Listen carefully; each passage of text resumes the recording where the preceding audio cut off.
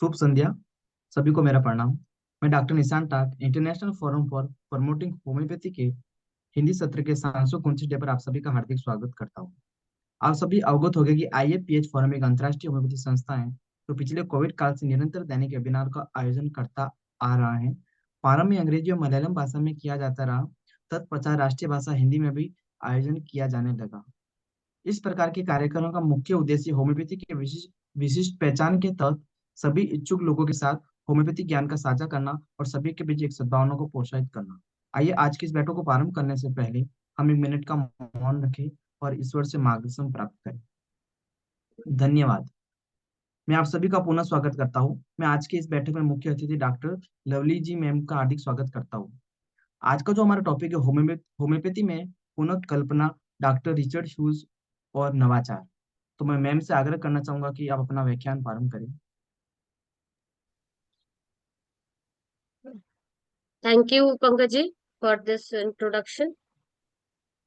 सभी गुरुजनों को मेरा बहुत बहुत प्रणाम है। This is my utmost honor that doctor Sahni sir has given the opportunity मुझे इस प्लेटफॉर्म पे बोलने का मौका दिया। I think I am audible Pankaj ji. तो आज का हमारा विषय है डॉक्टर रिचर्ड ह्यूजेस और उनके काम। उन्होंने जो भी होम्योपैथी के प्रति उन्होंने जो भी काम किए उनके बारे में हम डिस्कस करेंगे, उनके बारे में हम थोड़ी चर्चा करेंगे। And please I will be very sorry, थोड़ा सा मिक्सचर रहेगा हिंदी एंड इंग्लिश का। तो आई होप किसी को कोई प्रॉब्लम नहीं होगी। मैंने कोशिश करी है कि पूरी पीपीटी को मैंने हिंदी में बनाने की कोशिश करी है। तो मैं चाहूंगी मैं क्षमा प्रार्थी रहूंगी अगर कहीं पे कोई हिंदी का शब्द मुझसे गलत उच्चारण हो जाए तो उसके लिए I am sorry beforehand also. चलेगा तो चलेगा मैम, मिक्स दोनों। जी, so doctor Richard Hughes we know before starting about doctor doctor Hughes, doctor R Dudgeon जो कि हम जानते हैं वो भी हमारे होम्योपैथी के एक बहुत बड़े स्टॉलवर्ट रहे हैं।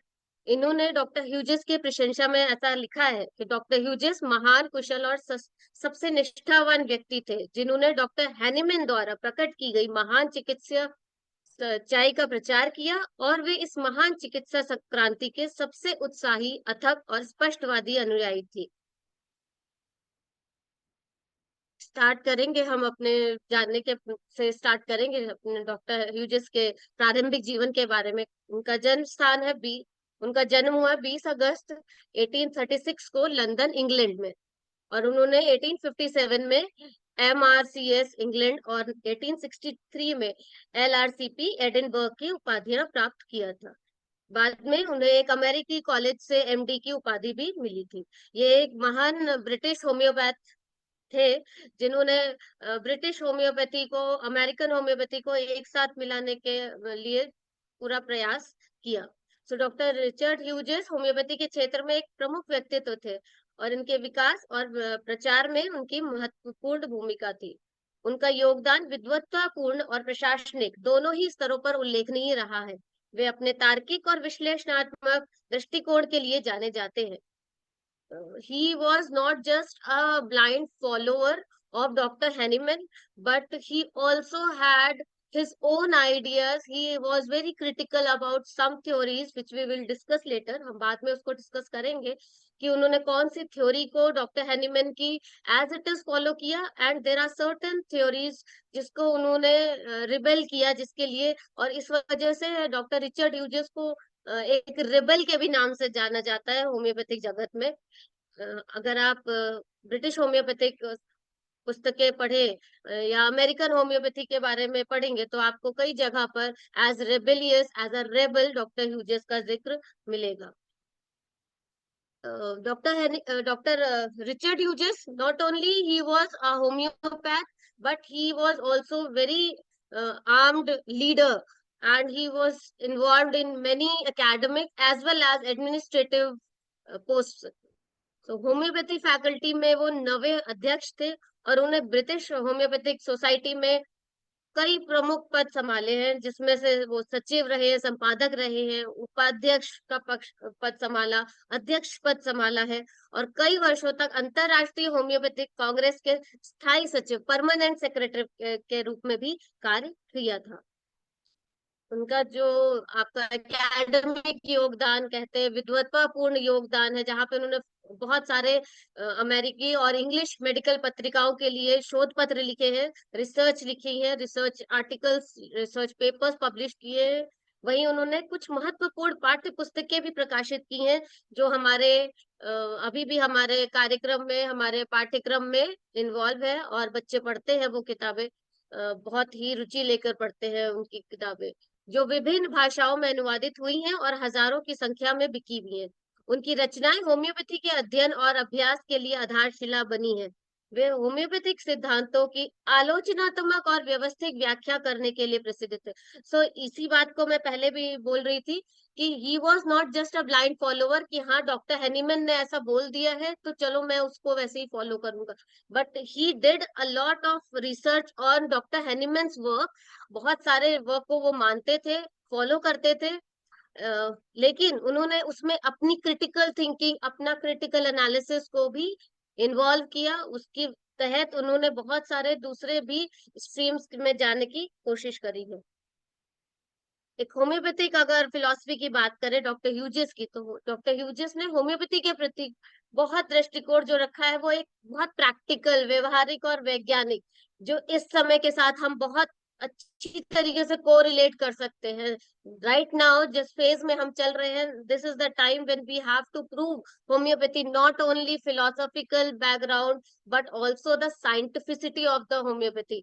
So, and with evidence based, the allopathy, the other system which call itself evidence based medicine, although we were evidence based medicine at that time also, 200 years back also, and today also, but now we have to talk. हमें अपने presentation को एक practicality के साथ और एक evidence based रहने के साथ साथ हमको प्रस्तुत करना है अभी इस प्रेजेंट के माहौल में.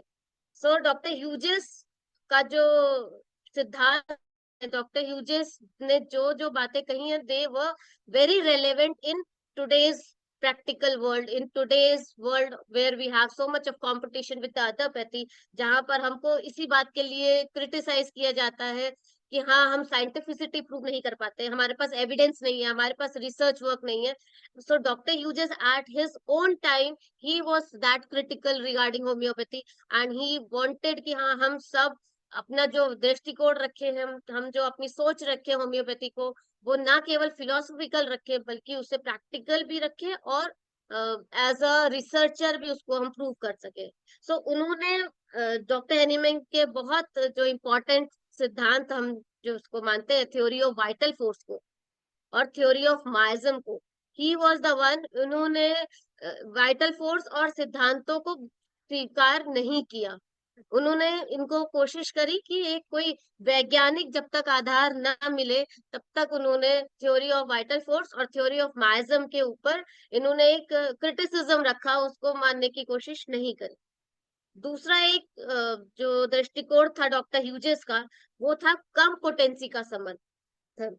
डॉक्टर ह्यूजेस मुख्यतः कम पोटेंसी के उपयोग में विश्वास रखते थे. कम पोटेंसी का यहाँ पे मतलब है, उनके अकॉर्डिंगली मतलब था अप्रोक्सीमेटली 3x तक की जो पोटेंसी था, those were called as low potency.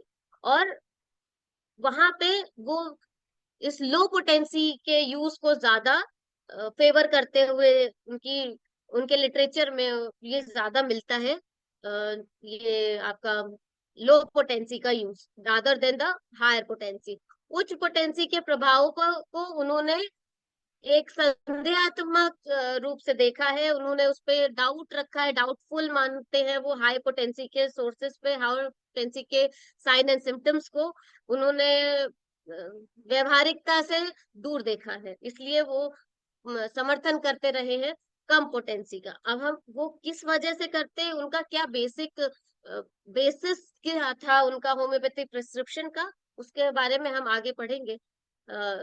तीसरा जो उनका दृष्टिकोण था वो था पैथोलॉजी का जोर, और यही सबसे इम्पोर्टेंट आज के दौर के में भी देखा जाए तो पैथोलॉजी पर भी इस समय बहुत ज्यादा जोर कर रहा है, कि हम जो भी हम जिस तरीके के भी रिजल्ट दे रहे हैं, हम जिस तरीके से भी क्योर कर रहे हैं, उनको ना ही हमको केवल फिलोसफिकल पॉइंट ऑफ व्यू से, साइकोलॉजिकल पॉइंट ऑफ व्यू से ही प्रूव करना है, बल्कि हमको पैथोलॉजिकल लेवल पे भी जाकर उसको प्रूव करना पड़ेगा, प्रूव करने की जरूरत है, जहां पर हमको एविडेंस देने की जरूरत है at the pathological level also. So उन्होंने ये, डॉक्टर ह्यूजेस का एक बहुत बड़ा योगदान रहा है ये दृष्टिकोण देने का टुवर्ड्स होम्योपैथी, कि पैथोलॉजी, जो पैथोलॉजिकल चेंजेस आ रहे हैं at different stages in the body, उसके अकॉर्डिंगली हम मेडिसिन प्रिस्क्राइब करें। और हम मेडिसिन जब भी हम अगर प्रूविंग भी कर रहे हैं, तो हम जब इस समय का जो टाइम है, जो पैथोलॉजिकल चेंजेस वो मेडिसिन कर रही है, उस उन सिम्टम्स पे भी हम ध्यान रखें, उन सिम्टम्स पे भी हम अपने दवा को बेस करने का कोशिश करना चाहिए। तो उन्होंने बोला कि रोगों को पैथोलॉजिकल अवस्थाओं पर विशेष ध्यान देना चाहिए, और उनके जो उपचार है उस समय उसका महत्व दिया है उन्होंने। अब क्योंकि उन्होंने बहुत जगह, डॉक्टर हेनीमैन के बहुत सारे बेसिक फंडामेंटल्स को क्रिटिसाइज किया, क्रिटिकल एनालिसिस किया, तो उनको बहुत ज्यादा विवादास्पद, कंट्रोवर्शियल फिगर भी माना जाता है डॉक्टर ह्यूजेस को। But he was a person जिसके अंदर बहुत ज्यादा विश्लेषणात्मक, हर चीज को विश्लेषण करने की एक क्षमता थी, और हर पॉइंट को वो प्रूव करने की कोशिश करते थे through their practical utility, through the scientificity. He was always philosophically based on the science, he was also basing it on the evidence base। तो वो महान एक विचारक थे जो उच्च डायल्यूशन, हाई डायल्यूशन और जीवन शक्ति, दैट इज वाइटल फोर्स की अवधारणा को वैज्ञानिक रूप से संदिग्ध मानते थे। So he was highly doubtful, क्योंकि वाइटल फोर्स की theory was not easy to show, as evidence can not be shown through vital force. तो इस चीज को वो थोड़ा इसके बारे में वो क्रिटिकल थे, डॉक्टर हैरीमैन की थ्योरी के बारे में। इसके बावजूद वो होम्योपैथी और इसके चिकित्सीय उपयोग के लिए गहरी प्रतिबद्धता रखते थे। In spite of this the use of theory of vital force and the high dilution medicines, because technically there is no molecule of the medicine in that high dilution preparation. So he was critical about it, but he was a great homeopath. He still believed on the concept of similia. Doctor Hahnemann का जो concept था, doctor similia similibus curentur, still he took that similia concept into the base and he practiced homeopathy। उनके विचारों के कारण homeopathy में विभिन्न विचारधाराओं के बीच एक वाद विवाद का माहौल उत्पन्न हुआ है। So because he gave so many different dimensions to homeopathy, not only just the theory of vital force and theory of high dilutions, theory of vital force के बारे में उन्होंने एक अलग राय रखी है, इसलिए एक कंट्रोवर्शियल फिगर माना जाता है डॉक्टर रिचर्ड ह्यूजेस को। सो वी कैन सी कि डॉक्टर रिचर्ड ह्यूजेस ने होम्योपैथी को एक वैज्ञानिक दृष्टिकोण से समझाने और इसे आधुनिक चिकित्सा के साथ समन्वित करने का प्रयास किया। उनके योगदान से होम्योपैथी में एक नया दृष्टिकोण विकसित हुआ है जो आज भी प्रासंगिक है।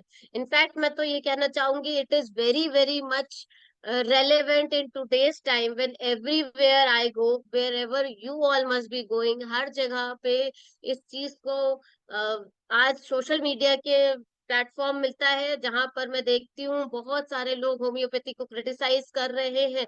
सो वहां पर डॉक्टर रिचर्ड ह्यूजेस के कॉन्सेप्ट्स को अगर हम स्टार्ट करें यूज करना, या उनके बेस में जाने की कोशिश करें, उसको थोड़ा बहुत भी अगर हम उसको यूटिलाइज करने की कोशिश करें, सो आई थिंक हम रेलेवेंट रह सकते हैं करंट सिनेरियो में, जहां पर उन्होंने, डॉक्टर रिचर्ड ह्यूजेस बहुत ज्यादा रिसर्च ओरिएंटेड पर्सन थे। उन्होंने बहुत सारे रिसर्च को माना कि research is the basis of medical art and it should always remain. So at lot of time हम शायद कंट्रोवर्सी में लैंड करेंगे doctor Richard Hughes and doctor Hahnemann की फिलॉसफी को लेकर, but if we think about the today's era, if we think about the today's time, we will see that he was so much ahead of his time at that time also.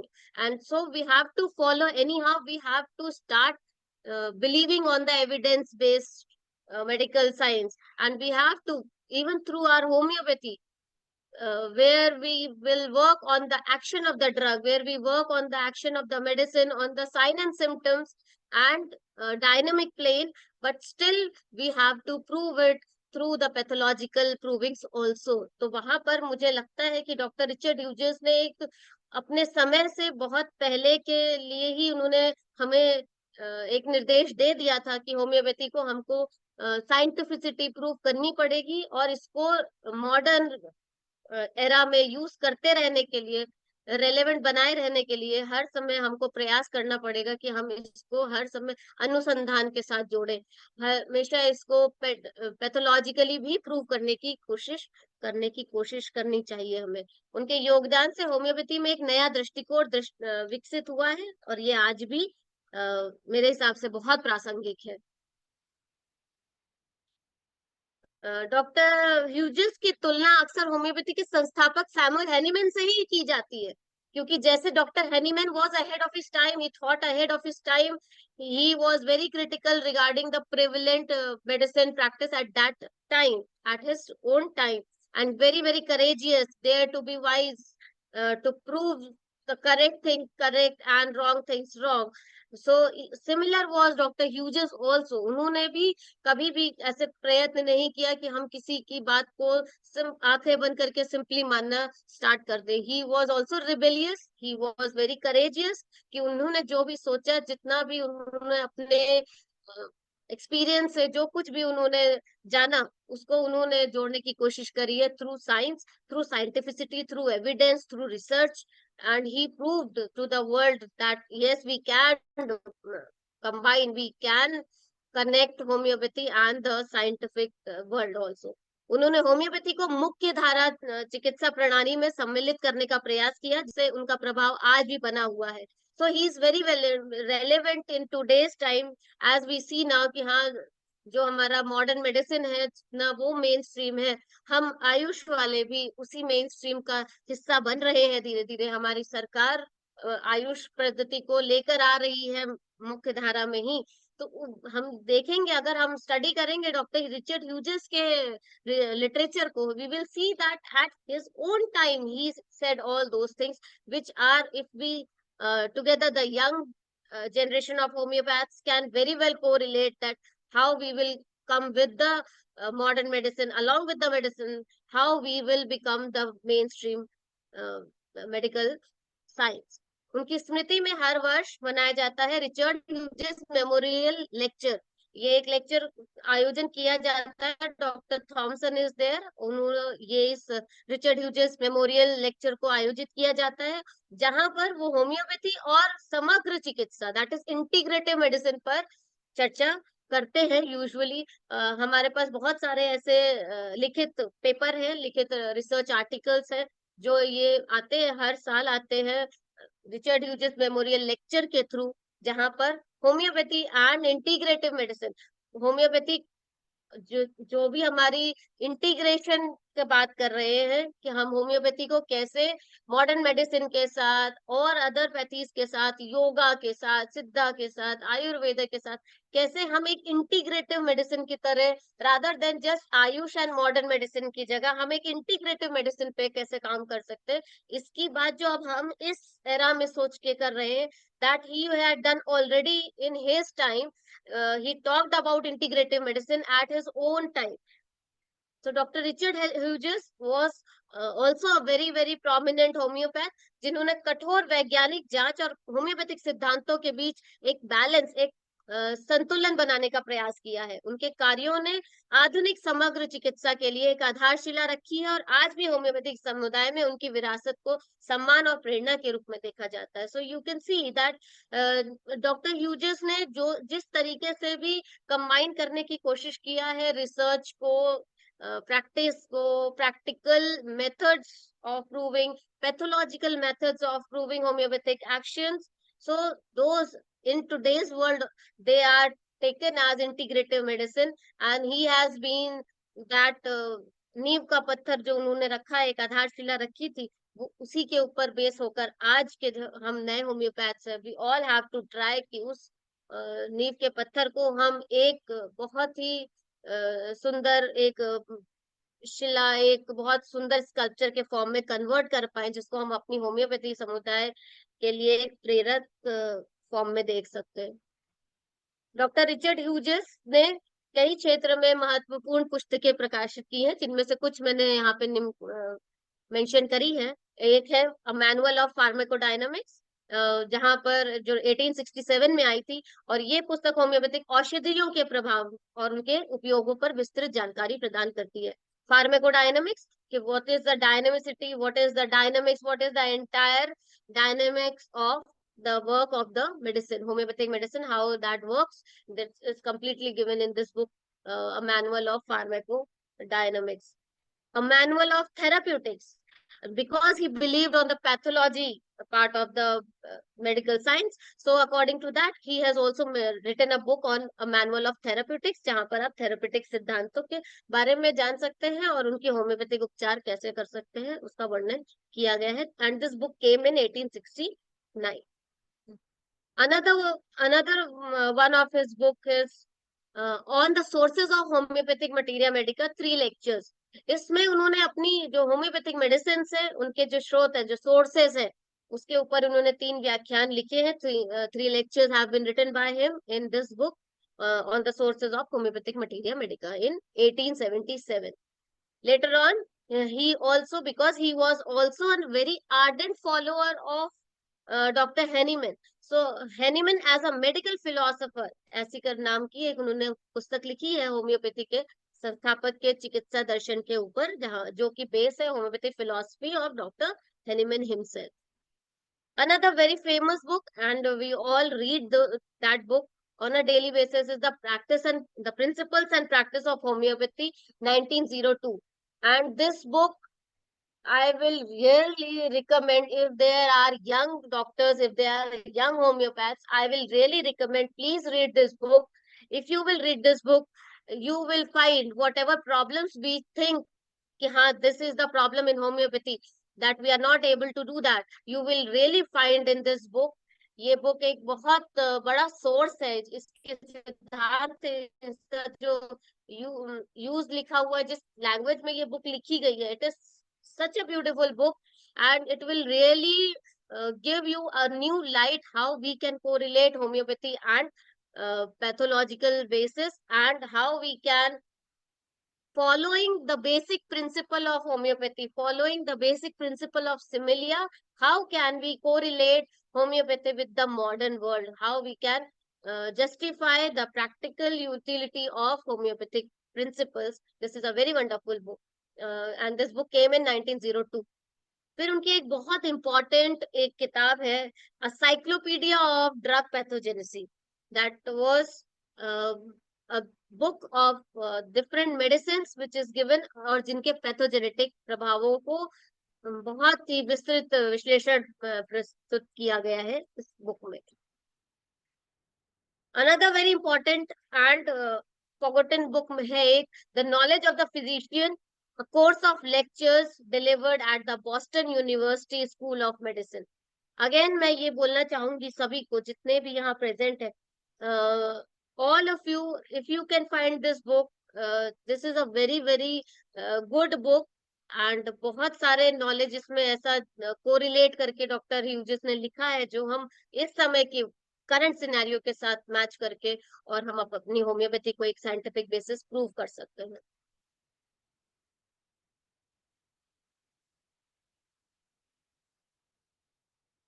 Richard Hughes ने homeopathy में pathology के, जिसे हम रोग विज्ञान कहते हैं हिंदी में, के महत्व पर विशेष जोर दिया है, और उन्होंने अपनी चिकित्सीय दृष्टिकोण की प्रमुखता में इसको शामिल किया है. तो इन्होंने बहुत ज्यादा पैथोलॉजिकल, जनरल पैथोलॉजिकल सिम्टम्स पे बेसिस बनाया है for the homeopathic prescription.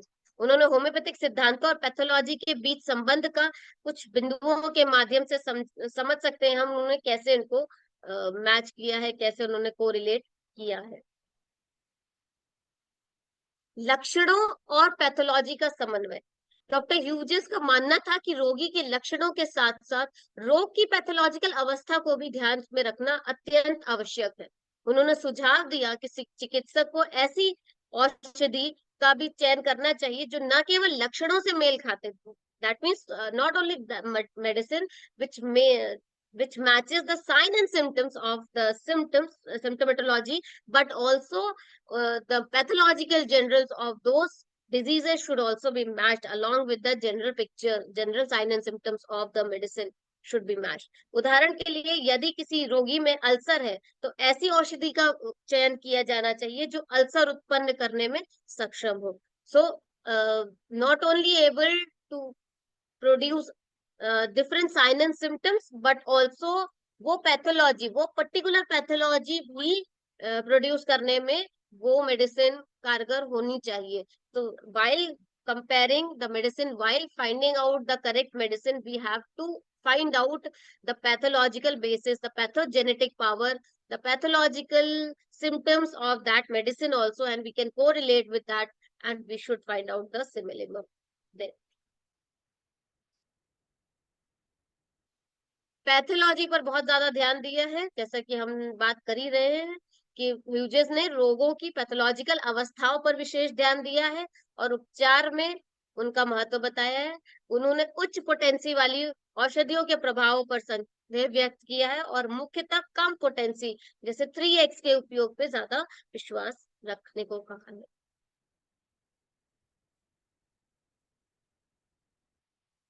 Pathological similia का सिद्धांत। डॉक्टर ह्यूजेस ने पैथोलॉजिकल सिमिलियम की अवधारणा प्रस्तुत की है जिसमें उन्होंने रोग की पैथोलॉजिकल विशेषताओं और औषधियों के प्रभावों के बीच समानता स्थापित करने का प्रयास किया है। उनका मानना है कि औषधियों का चयन करते समय रोग की संरचनात्मक और कार्यात्मक परिवर्तनों को भी हमें ध्यान में रखना चाहिए कि हाँ, what is the changes, what are the different changes with that which medicine is able to bring in the healthy individuals, कि कौन कौन चेंजेस हम एनाटॉमिकल चेंजेस हम लेकर आ सकती है। So while prescribing the similimum, we can have a basis of pathological similia and we can prescribe a medicine that is called as the pathological similia. औषध परीक्षण में पैथोलॉजी का समावेश। उन्होंने सुझाव दिया कि औषध परीक्षण ड्रग प्रूविंग के दौरान उत्पन्न पैथोलॉजिकल प्रभावों को भी ध्यान में रखना चाहिए, चिकित्सीय उपयोग में पैथोलॉजिकल परिवर्तनों को समझा जा सके।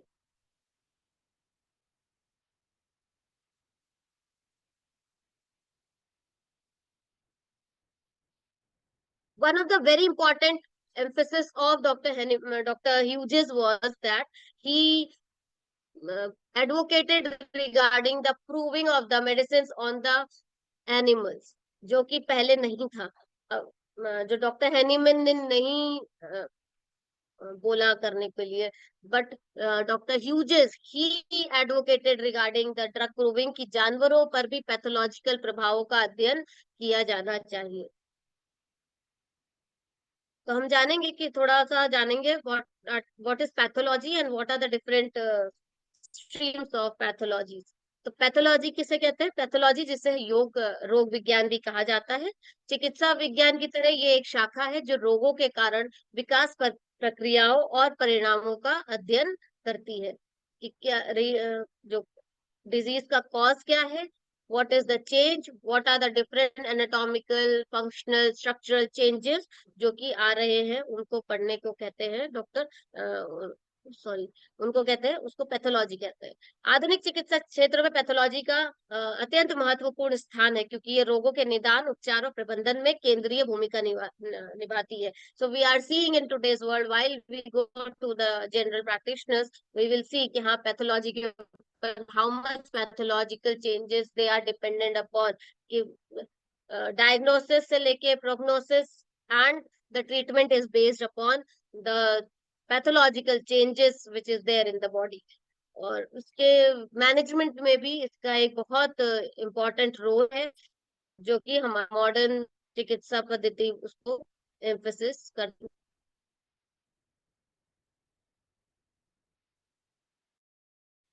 तो जो हमारा रोग विज्ञान है उसकी कुछ अच्छी उसका उपयोगिता है, जैसे सटीक निदान में सहायता, पैथोलॉजी परीक्षणों के माध्यम से रक्त, मूत्र और ऊतकों के नमूनों के हम जांच करके रोग की ये चिकित्सकों को उचित उपचार योजना बनाने में मदद करता है। चीज मैं यहाँ पर बोलना चाहूंगी, this portion is for the general medicine, this is not specifically for the homeopathic fraternity, but this is for the general pathological rules जो सभी modern medicine के practitioners जो है वो से मानते हैं। सेकेंड इज उपचार रणनीतियों का मार्गदर्शन करने के लिए, for the diagnosis, for the prognosis हम पैथोलॉजी का यूज करते हैं। रोग की प्रकृति क्या है, गंभीरता क्या है, पैथोलॉजी चिकित्सकों को व्यक्तिगत उपचार योजनाएं विकसित करने में सहायता करती है, जिससे उपचार की प्रभावशीलता बढ़ती है। रोग प्रबंधन में योगदान, पैथोलॉजी न केवल निदान और उपचार में बल्कि रोग की प्रगति की निगरानी, जिसे प्रोग्नोसिस कहते हैं, और दीर्घकालिक प्रबंधन में भी महत्वपूर्ण भूमिका निभाती है, जिससे रोगी की देखभाल में सुधार होता है। तो जनरल मैनेजमेंट में भी जो पैथोलॉजी का ज्ञान है, जो पैथोलॉजी की नॉलेज है, that will help in diagnosis, prognosis as well as the general management. चिकित्सा अनुसंधान को बढ़ावा, चिकित्सा अनुसंधान, चिकित्सा रिसर्च, पैथोलॉजी के माध्यम से नए बायोमार्कर और उपचार विधियों की खोज होती है, जो चिकित्सा विज्ञान में नवाचार और उन्नति को प्रोत्साहित करती है। तो because we are so much research oriented now, we have to be research oriented more and more, and we have to prove through our researches कि yes, पैथोलॉजिकली भी हमारी होम्योपैथिक मेडिसिन, हमारी होम्योपैथिक जो दवाइयां हैं वो एक बायो बहुत सारे बायोमार्कर्स में चेंज ला सकती हैं, और बहुत सारी हमारी जो उपचार की नीतियां हैं, विधियां हैं, उनमें भी चेंज कर सकती हैं, और नए वेज, नए तरीके जिससे हम main stream medicine, medical art में आ सकते हैं। That is also one of the very important use of pathological knowledge. रोग की रोकथाम में भी सहायता, रोग पैथोलॉजी परीक्षणों से प्रारंभिक चरण में ही रोगों का पता लगाया जा सकता है, जिससे समय पर हस्तक्षेप करके उनकी रोकथाम संभव हो पाती है। So since I am also a teacher for community medicine, I teach community medicine to my fourth year students, third year students, तो वहां पर भी as a community medicine teacher I find this very very relevant कि yes, our homeopathic students should also know about pathology, and not only just some part of homeopathy but more deeper knowledge regarding homeopathy and pathological changes, pathology also, so that they can correlate and we can prove to the world regarding the action and the scientific action, and the goodness of homeopathy can be proved not only in the terms of philosophy but also in the terms of practical pathological terminologies also.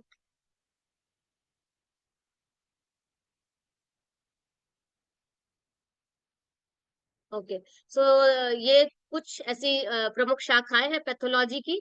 जैसे हम अगर हम रक्त के बारे में पढ़ रहे हैं, रक्त से संबंधित विकारों का अध्ययन कर रहे हैं, तो हेमेटोलॉजी, माइक्रोबायोलॉजी जहां पर हम सूक्ष्म जीवों, माइक्रो ऑर्गेनिज्म की इन्फेक्शियस डिजीजेस की स्टडी करते हैं, डर्मेटो पैथोलॉजी की बात कर रहे हैं, स्किन रिलेटेड पैथोलॉजीज, न्यूरोपैथोलॉजी जहां पर हम नर्वस सिस्टम के बारे में बात करते हैं, तंत्रिका तंत्र के विकारों का अध्ययन करते हैं। तो इन शाखाओं के माध्यम से पैथोलॉजी चिकित्सा क्षेत्र में एक व्यापक दृष्टिकोण प्रदान करती है। तो pathology not just one particular pathological change but so many different types of pathological changes, pathological values are there in different aspects of human life। तो वो पैथोलॉजी की नॉलेज हमको मदद करेगी व्यापक दृष्टिकोण रखने में, जो रोगों की गहरी समझ और उनके प्रभावी प्रबंधन में सहायक होती है।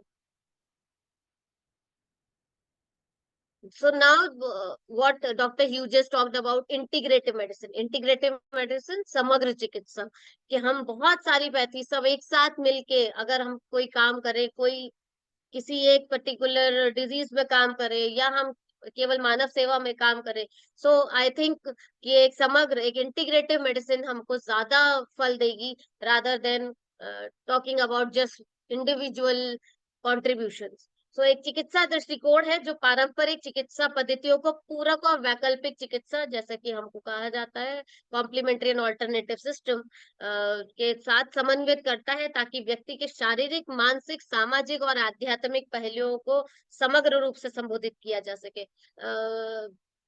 According to WHO, if I tell you the definition of health includes health is a state of complete physical, mental and social well-being and not merely absence of disease or infirmity. So उस तीनों parameters पे अगर हमें काम करना है, the social aspect, the physical aspect, the mental aspect, and now the fourth aspect which is added, that is your economical aspect, the socio-economic aspect has also been involved now. So अगर हमें इस पूरे system पे काम करना है, तो वहां पर हमें बहुत जरूरत है इंटीग्रेटिव मेडिसिन की तरफ बढ़ने की, इंटीग्रेटिव मेडिसिन को जस्टिफाई करने की, एडवोकेट करने की, ताकि जो हमारा मॉडर्न मेडिसिन है, as well as we all the homoeopaths, the Ayurveda and all the other the pathies of complementary and alternative medicine should come together and we can work for the humankind. समग्र चिकित्सा के मुख्य घटक जो माने जाते हैं वो है पारंपरिक चिकित्सा, द ट्रेडिशनल मेडिसिन। आधुनिक चिकित्सा विज्ञान द्वारा प्रमाणित और व्यापक रूप से स्वीकार्य उपचार पद्धतियां जैसे दवाएं, सर्जरी और अन्य चिकित्सीय प्रक्रियाएं। पूरक और वैकल्पिक चिकित्सा, दैट इज कैम, ऐसा उपचार जो पारंपरिक चिकित्सा का पूरक होता है, जैसे एक्यूपंक्चर, योग, ध्यान, मालिश, हर्बल चिकित्सा और होम्योपैथी। समग्र चिकित्सा के लाभ क्या क्या हो सकते हैं? व्यापक उपचार दृष्टिकोण, यह चिकित्सा केवल रोग के लक्षणों पर नहीं बल्कि उसके मूल कारणों पर ध्यान केंद्रित करती है, जिससे दीर्घकालिक स्वास्थ्य लाभ प्राप्त होता है। So for the long term relief, long term good health, अगर हम बात करें तो केवल रोग के लक्षणों पर नहीं, but what is the basic cause of the disease, उस पर भी ध्यान कर लेके जाती है, and then we can get a good health. रोगी केंद्रित देखभाल, that is the patient centric medical system, रोगी की व्यक्तिगत आवश्यकताओं, प्राथमिकताओं और विश्वासों को ध्यान में रखते हुए उपचार योजनाएं बनाई जाती हैं, जिससे रोगी की संतुष्टि और उपचार में सहभागिता बढ़ती है। जीवन शैली में सुधार, लाइफस्टाइल डिसऑर्डर्स, अभी हम देख रहे हैं लाइफस्टाइल डिसऑर्डर बहुत ज्यादा तेजी से बढ़ रहे हैं, जहां पर स्वस्थ आहार, नियमित व्यायाम, तनाव प्रबंधन और पर्याप्त नींद, जिस तरीके से जीवन शैली में इस समय इनको इन्वॉल्व करना बहुत बहुत जरूरी है। तो अगर हम स्वस्थ आहार, नियमित व्यायाम, तनाव, that is your management of stress management पे ध्यान दें, सफिशिएंट क्वालिटी ऑफ नींद, सॉरी, जैसी जीवन शैली में अगर बदलाव को प्रोत्साहित किया जाता है, तो जो समग्र स्वास्थ्य में हम सुधार कर सकते हैं। That is we are covering all the 4 aspects of health, that is your physical, mental and social wellbeing.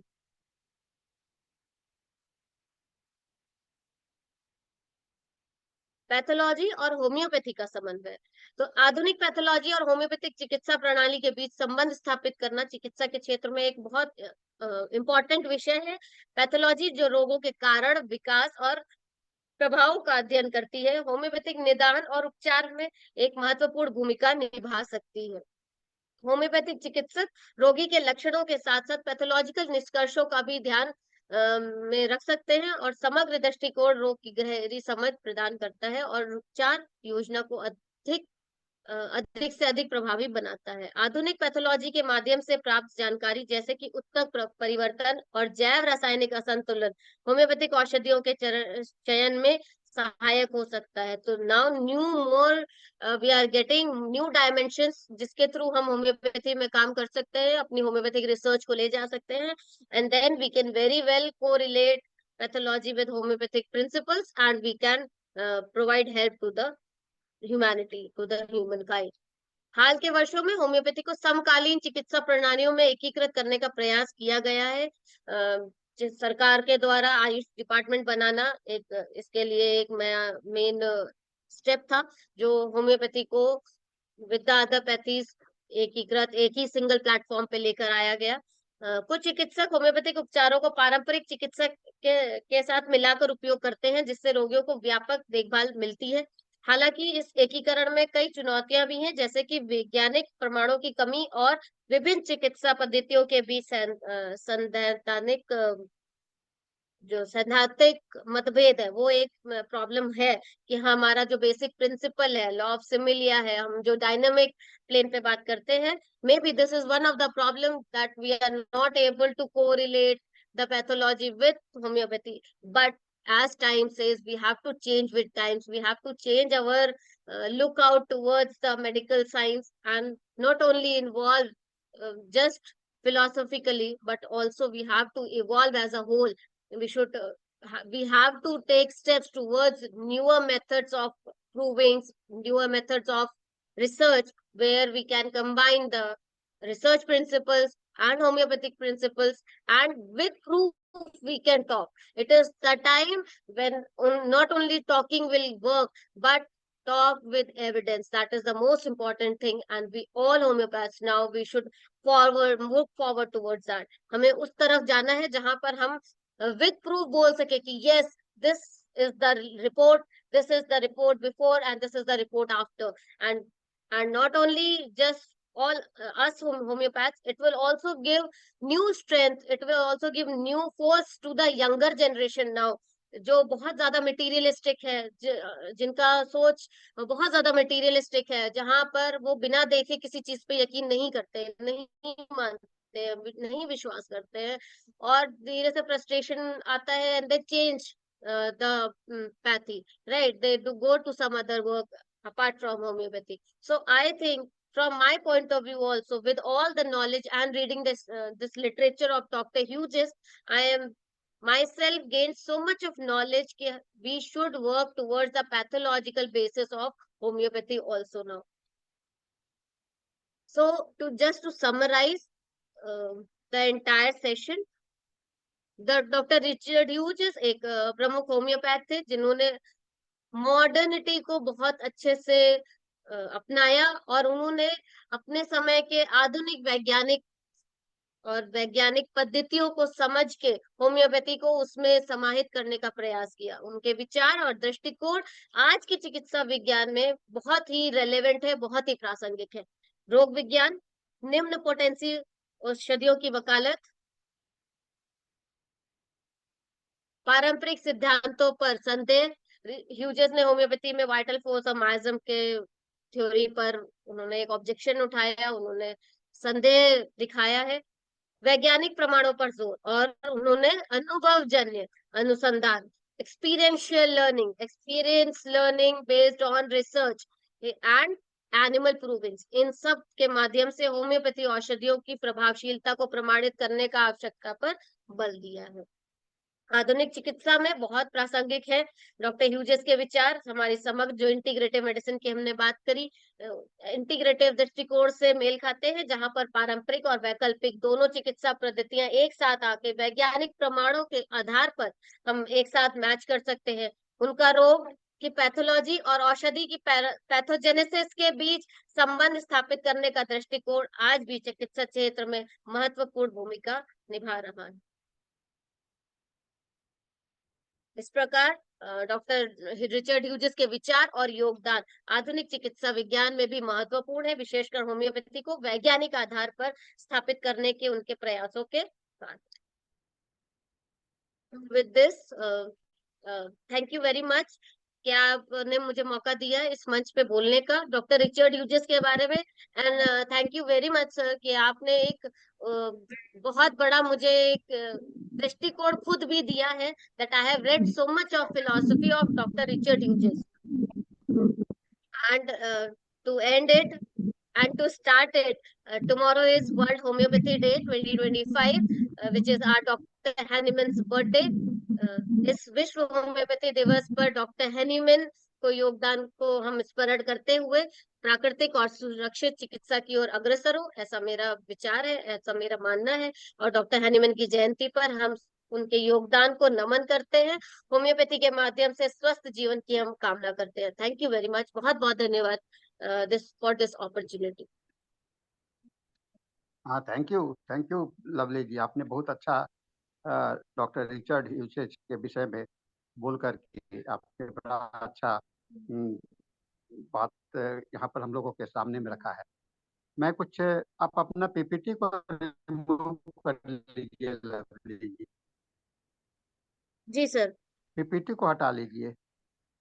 हाँ सर। क्या तो जैसा कि अभी लवली जी बता रही थी, जी हम लोग जो रिचर्ड ह्यूजेज को होम्योपैथिक जगत में किस रूप में देखना चाहेंगे या देखते हैं, तो मैं तो कहूँगा कि ये एक क्रांतिकारी, एक रिवॉल्यूशनरी प्रैक्टिशनर जी थे, जिन्होंने कि होम्योपैथी में एक नयापन लाने का, एक प्रैक्टिकल अप्रोच लाने का कोशिश किया। ये बहुत बड़ी बात होती है, प्रैक्टिकल अप्रोच। थ्योरेटिकल और प्रैक्टिस में एक सामंजस्य होना बहुत ही जरूरी होता है। और जो कि हम लोग अधिकतर बहुत सारे चिकित्सक जो होते हैं सो थ्योरेटिकली केवल बात करते हैं, लेकिन प्रैक्टिकल फेलियर होता है। लेकिन जब तक किसी भी चीज बिल्कुल। को, और खास करके मैं जब छात्रों को पढ़ाया करता हूँ, तो उस समय में छात्र बहुत अच्छे से सवाल करते हैं, जो फर्स्ट ईयर बीएचएमएस में एडमिशन लेते हैं, और जब उन्हें वाइटल प्रिंसिपल के विषय में बताया जाता है और पोटेंसी के विषय में बताया जाता है, तो उनके मन में एक संदेह होता है, क्या हम लोग एक पंडित या पुजारी का काम करने जा रहे हैं, स्पिरिचुअलिटी का काम करने जा रहे हैं? ये सवाल हर एक छात्रों में आया करता है। को या वाइटल फोर्स को व्यवहारिक रूप में नहीं देख पाते हैं, तब तक हम लोग इसे होम्योपैथी का उत्थान नहीं कर पाएंगे। और मैं समझता हूँ कि जो दो विचारधारा पूरे मेडिकल सिस्टम में है, एक है आध्यात्मिक विचारधारा और दूसरा है भौतिक चित्त, यानी कि स्पिरिचुअलिटी, स्पिरिचुअल एंड मेटेरियलिस्टिक। और स्पिरिचुअल और मेटेरियलिस्टिक में एक संबंध होना आवश्यक है, क्योंकि कहा जाता है कि जहाँ पर मेटेरियलिस्टिक का एंड होता है, भौतिकवाद का समाप्त होता है, वहीं से अध्यात्म का प्रारंभ होता है ना? अध्यात्म वहां से शुरू होता है। तो अध्यात्म का जरूरत कब पड़ता है? जब हम किसी चीज को एक्सप्लेन नहीं कर पाते हैं। डॉक्टर हैनीमैन जब अपने ऑर्गेनन के 6 एडिशंस उन्होंने किया, लेकिन 6 एडिशंस के पहले का जो राइटिंग्स आप लोग देखेंगे, वह था मेडिसिन ऑफ एक्सपीरियंस। उनकी ये 30 या 40 पेज की छोटी सी पुस्तिका है, और ये जो कि लेसर राइटिंग में आपको देखने को मिलेगा, इसको कहा जाता है precursor of Organon of medicine, यानी कि होम्योपैथी के सिद्धांतों का नींव का आधारशिला। मेडिसिन ऑफ एक्सपीरियंस को आधारशिला के रूप में माना जाता है, founding pillar of the Organon of medicine, homeopathic principles का। अब मेडिसिन ऑफ एक्सपीरियंस में डॉक्टर हैनीमैन कहते हैं कि जब तक हम अनुभव नहीं कर लेते, देखिए डॉक्टर हैनीमैन भी वही बात कर रहे हैं। वह स्पिरिचुअल साइंस को इन्होंने एक्सेप्ट किया है और प्रैक्टिकल समय को भी उन्होंने एक्सेप्ट किया है। कहते हैं कि जब तक हम अनुभव नहीं कर लेते हैं, तब तक हमें उसे स्वीकार नहीं करना चाहिए। और इसी कारण से उनके जो ऑर्गेनन ऑफ मेडिसिन हैं, उसके 6 एडिशंस हुए। ऐसा नहीं है कि डॉक्टर हैनीमैन ने अपना समय समाप्त कर दिया एक एडिशंस को लिख करके, लेकिन 5 एडिशंस तो उन्होंने अपने लाइफ टाइम में लिखा, और छठा एडिशन जो है सो उनके मरणोपरांत प्रकाशित हुए। तो ये, और हर एक समय में आप देखेंगे कि उसका बदलाव होता रहा है। रिचर्ड ह्यूजेज ने जो देखा, और रिचर्ड ह्यूजेज ने जो पैथोलॉजी की बात करी, वह निश्चित रूप से एक बहुत ही महत्वपूर्ण है, क्योंकि पैथोलॉजी का दृष्टिकोण, कल एक हम लोगों के इस हिंदी फोरम में एक लेक्चर होने जा रहा है कि डॉक्टर हैनीमैन के समय में पैथोलॉजी का क्या मतलब था, माने उस समय में पुराने जमाने में पैथोलॉजी का क्या मतलब था, और आज के डॉक्टर दीपक प्रसाद सिंह कल लेक्चर देंगे इस पर कि पैथोलॉजी का जो importance during the Hahnemann era and now in the present area. ये हम लोगों को बहुत अच्छा से समझना पड़ेगा, क्योंकि विज्ञान एक रुका हुआ साइंस नहीं है ना? विज्ञान जो होता है, अगर होम्योपैथी को वैज्ञानिक मान दर्जा देना चाहते हैं, तो आपको यह नहीं कहना पड़ेगा जो हैनीमैन ने बात कह दी वह लकीर, वो एक लकीर का हो गया और लकीर उसको के मानना ही फकीर पड़ेगा। सर। हाँ, लकीर के फकीर बन करके नहीं बनना पड़ेगा। और इस चीज को, इस लकीर के फकीर के विचारधारा को तोड़ने में डॉक्टर रिचर्ड ह्यूजेज का बहुत बड़ा योगदान है। और इसलिए डॉक्टर बहुत लोग डॉक्टर रिचर्ड हिजर्ट को मानते हैं कि ये डॉक्टर हैनीमैन के विरोधी रहे हैं। ऐसी बात नहीं है। आपने अभी लवली जी ने जो कुछ राइटिंग्स बताए, उन्होंने डॉक्टर हैनीमैन के के ऊपर में भी लेख के द्वारा इस बात की चर्चा की गई है। अब और इसी कारणवश आप देखेंगे कि डॉक्टर हैनीमैन को से लेकर के रिचर्ड ह्यूजेज होते हुए आज के समय में अब हम लोग इंटीग्रेटेड मेडिसिन की ओर जा रहे हैं। और इंटीग्रेटेड मेडिसिन को समझाने में लवली जी आपने बहुत अच्छा बात रखा सामने में कि आखिर इतने सारे सिस्टम ऑफ मेडिसिन क्यों है, अलग अलग। सभी सिस्टम क्लेम करता है कि हम अच्छे हैं, है ना। होम्योपैथी हम अच्छे हैं, एलोपैथी हम अच्छे हैं, आयुर्वेद हम अच्छे हैं। जितनी भी चिकित्सा पद्धति है अपने आप में पूर्ण है, पूर्ण नहीं है ना। इसको मानना होगा, अपूर्ण है ना। कहीं ना कहीं तो उनकी सीमा है निर्धारित। तो एक लेख आप लोगों ने पढ़ा होगा, लिमिटेशंस ऑफ होम्योपैथी, है ना। और जब तक हम अपनी सीमा को नहीं पहचानेंगे, जब तक हम अपनी सीमा को नहीं पहचानेंगे, तो हम नए विचारधारा को अपना नहीं पाएंगे। इसीलिए मैं सभी जो यहाँ पर उपस्थित हैं उनको ये कहना चाहूंगा, अपनी सीमा को पहचानने का कोशिश कीजिए। कहाँ तक हम रिचर्ड ह्यूजेज का साइक्लोपीडिया ऑफ ड्रग पैथोजेनेसिस को आप देखेंगे, 4 वॉल्यूम का किताब है ना। ये 4 वॉल्यूम में है छपा हुआ, और इस 4 वॉल्यूम में इतना डिटेल्स पैथोलॉजी को गए। और उस पैथोलॉजी को जब आप पढ़िएगा, लवली जी आपने भी सभी को कहा है कि इसको पढ़ो, और पढ़ना आवश्यक है, क्योंकि बिना पढ़े हुए आप डॉक्टर हैनीमैन को या डॉक्टर ह्यूजेज को नहीं समझ पाओ। कुछ लोग कहते हैं कि ये माइज्म के थ्योरी को नहीं मानते थे, कुछ लोग कहते हैं कि वाइटल प्रिंसिपल के थ्योरी को नहीं मानते थे।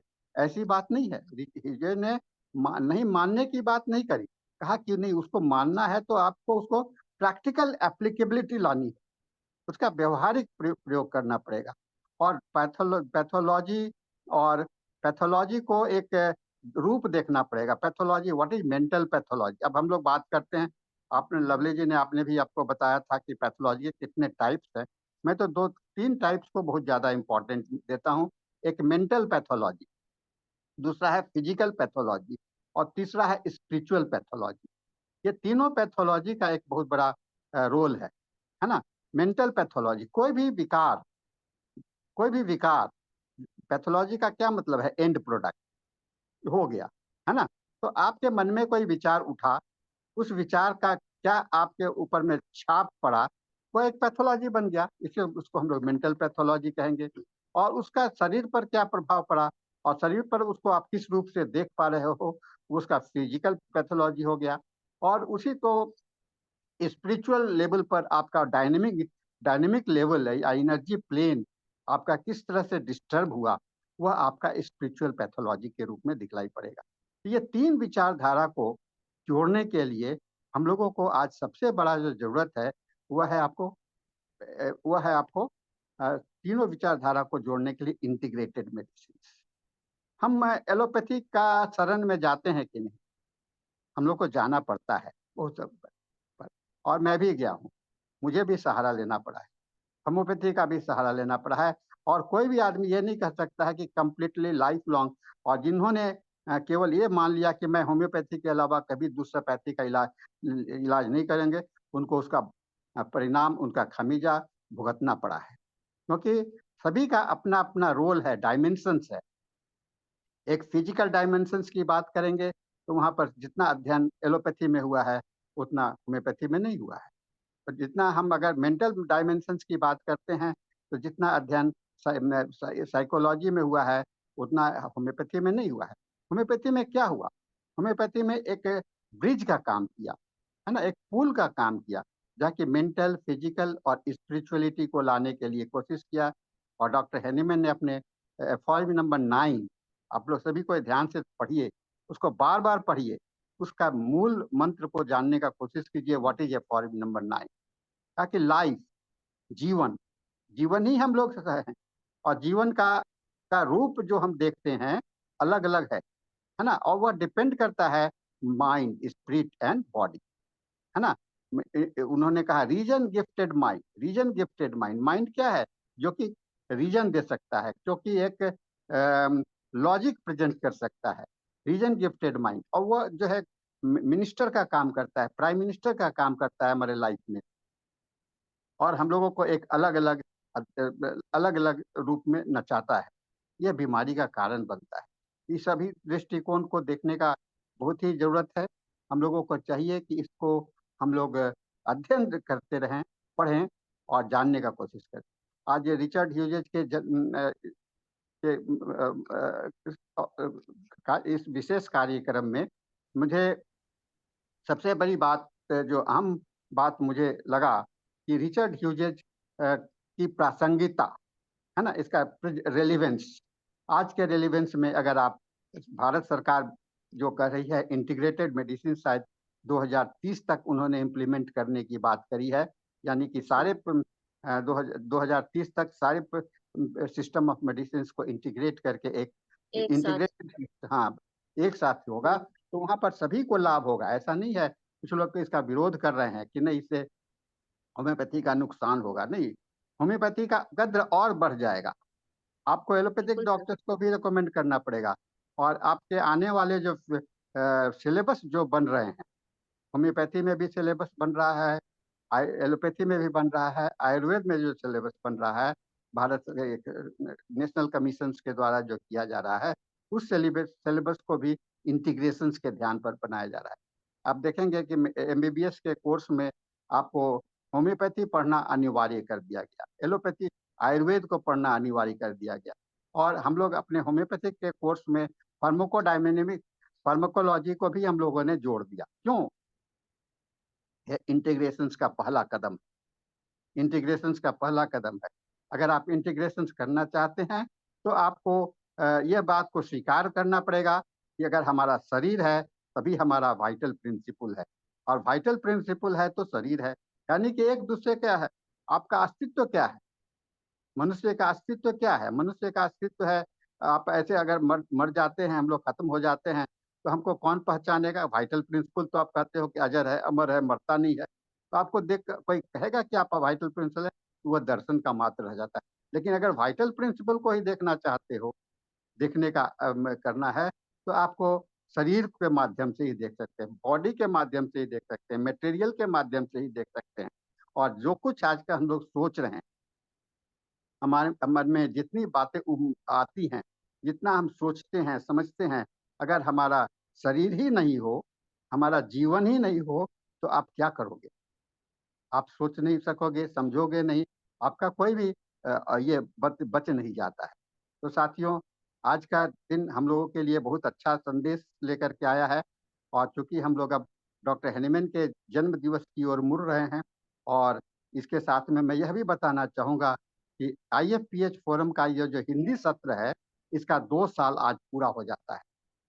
हम लोग अगले साल अगले कल से हम लोग तीसरे वर्ष में हम लोग अपना स्थान प्रवेश करेंगे। तो डॉक्टर हेनीमैन के जन्म के दिवस के साथ साथ आईएफपीएच फोरम का भी, हिंदी सत्र का भी तीसरा वर्षगांठ मनाया जाएगा। तो हम लोग एक साथ कई एक संयोग बना है आज रिचर्ड ह्यूजेज के माध्यम से, और हमने कार्यक्रम को इसीलिए इस रूप को देने का कोशिश किया कि रिचर्ड ह्यूजेज के से लेकर के, हेनीमैन से लेकर के, इंटीग्रेशन से लेकर के, और हमारा जो international forum for promoting homeopathy है, इसका एक स्वरूप बने, और इस स्वरूप में हम सभी का साथ, हम सभी का विकास, ये जो हमारे प्रधानमंत्री का नारा है, सभी का साथ सभी का विकास, ये होम्योपैथी में सक्षम हो पाएगा। हमारे प्रधानमंत्री जी ने भी इसको बहुत ही प्रश्रय दिया है। आयु सिस्टम इनके वर्तमान नरेंद्र मोदी जी के समय में ही ये लागू हुआ है, और इसके लिए हम लोग काफी उनके लिए शुक्रगुजार हैं प्रधानमंत्री जी के।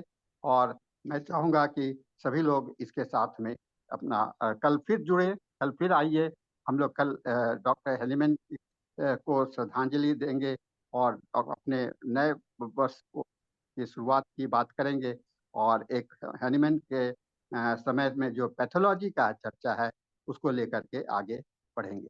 तो आज का समय हम लोगों का पूरा हुआ और हम लोग इसके साथ में अब अगले सेशंस में मूव करेंगे। और थैंक यू डॉक्टर लवली, आपने बहुत थैंक यू अच्छा सर। अनुभव दिया और फिर से आप आइए और इसके साथ में हम लोग इस सेशन को समाप्त करते हैं और thank you so much sir. हम लोग सर बहुत बहुत धन्यवाद आपका। इस सेशन को हम लोग समाप्त करते हैं और समाप्त करके हम लोग थैंक यू लवली जी।